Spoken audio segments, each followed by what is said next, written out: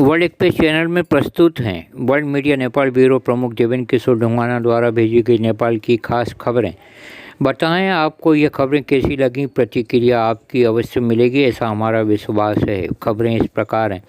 नेपाल और भारत के 9 महीनों की संवादहीनता और तनाव के मध्य संबंध सुधारने की दिशा में कदम उठाते हुए दोनों देशों के अधिकारी नेपाल में भारत पोषित परियोजनाओं को लेकर 17 अगस्त को समीक्षा बैठक का महत्वपूर्ण आयोजन करने जा रहे हैं। नेपाल भारत निरीक्षण तंत्र की 8वीं बैठक से उम्मीद की जा रही है कि दोनों देशों के मध्य जारी विवाद तनाव कम होगा।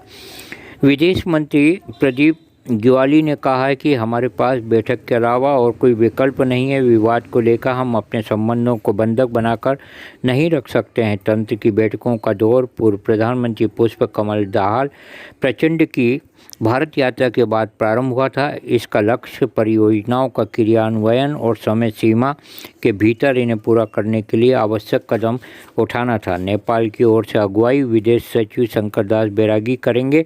भारतीय दल का नेतृत्व नेपाल में भारत के राजदूत विनय मोहन क्वात्रा द्वारा किया जाएगा। विदेश मंत्री ने कहा है कि इस बैठक के बाद नेपाल भारत की मित्रता और अधिक मजबूत होगी।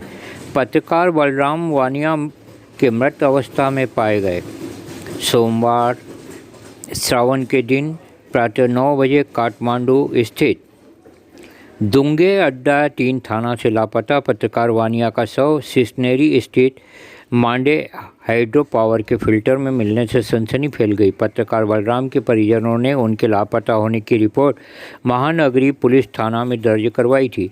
उसी आधार पर पुलिस ने काफ़ी खोजबीन की। इसके बाद बलखू काठमांडू में पत्रकार बलराम के पहने जूते मिले थे। महानगरी अपराध महाशाखा के पुलिस एसएसपी दीपक थापा ने जानकारी दी कि पत्रकार बलराम का शव अभी हेटौड़ा अस्पताल मकवानपुर में रखा गया है। पुलिस की प्रारंभिक जांच से पता चला है बलराम बलखू नदी में गिरे थे। नदी उन्हें बहाकर मकवानपुर ले गई। पुलिस इस मामले में जांच कर रही है। बलराम दैनिक क्रांतिपुर के सहायक संपादक थे। उनका मुख्य निवास तनहुँ जिले में है। पूर्वी नेपाल के अंतर्गत झापा जिले के दमक और मोरंग जिले के पथरी स्थित भूटानी शरणार्थी कैंप में रहे लोगों को खाद्य सामग्री वितरित की गई। कोरोना महामारी एवं बेरोजगारी संकट में फंसे तथा लॉकडाउन से प्रभावित ये शरणार्थी बताए जाते हैं, जिन्हें ये सामग्री प्रदान की गई।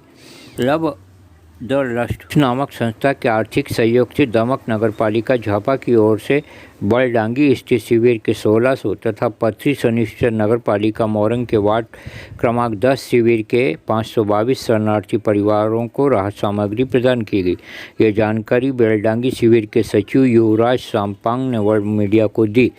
गृह मंत्री राम बहादुर थापा बादल ने कहा है कि नेपाल के पड़ोसी देश ऐसे हैं जिनकी मानसिकता अतिक्रमणकारी है, जिसके चलते नेपाल में सीमा विवाद और समस्या दिखाई दे रही है। प्रतिनिधि सभा राज्य व्यवस्था तथा सुशासन समिति ने कल बुधवार 12 अगस्त को आयोजित बैठक में संबोधित करते हुए बादल ने यह दावा किया।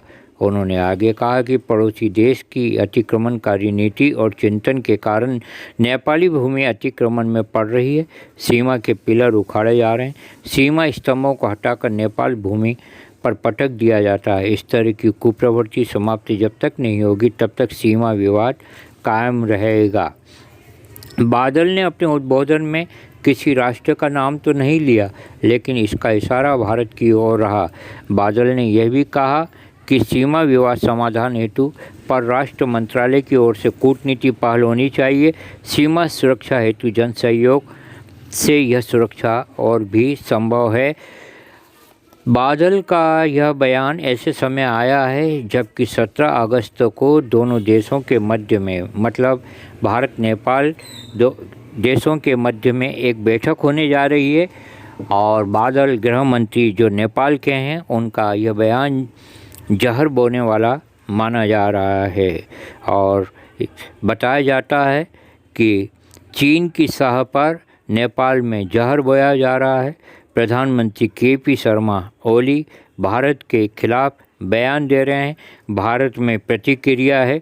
यदि नेपाल के प्रधानमंत्री केपी शर्मा ओली ईमानदारी से चीन से अलग हटकर अगर पहल करें तो दोनों देशों के मध्य संबंध और अधिक मजबूत होंगे और भारत नेपाल के अजर अमर संबंधों को और संजूनी प्राप्त होगी। बताइए यह खबरें आपको कैसी लगीं? जय भारत, जय नेपाल।